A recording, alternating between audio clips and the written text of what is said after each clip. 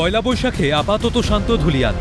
ব্যবসায়ীরা নতুন হালখাতার মাধ্যমে নতুন করে ঘুরে দাঁড়াতে চাইছেন। তারা বলছেন ক্ষয়ক্ষতি যা হওয়ার হয়ে গিয়েছে। মুখ্যমন্ত্রী শান্তির বার্তা দিয়েছেন, আপাতত পরিস্থিতি শান্ত।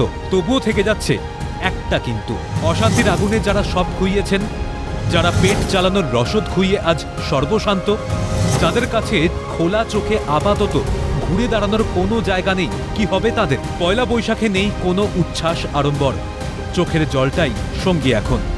দিশাহীন অবস্থা ক্ষতিগ্রস্ত ব্যবসায়ীর। একদম একবারে শোচনীয় অবস্থা করে রেখেছে। আমার দোকানের ভেতরে এমনভাবে লুটপাট করেছে যে কি আমার আমি যে আর দাঁড়াবো এর কোনো রাস্তা নেই। আমার সবাই দোকান খুলছে, কিন্তু আমার তো কোনো অর্থও নেই। আমি তো লোন টোন নিয়ে কোনো রকমভাবে দোকানটা করেছিলাম, কিন্তু এখন আমার যা পজিশন আছে স্যার, বাড়িতে খাবারও নাই। যেন আমার যেন ইয়ে করে সরকার, দেখে আমার দিকে যেন একটু, আমি এইটুকুই আবেদন করতে চাইছি। প্রশাসন কি সাহায্য করবে ঘুরে দাঁড়াতে?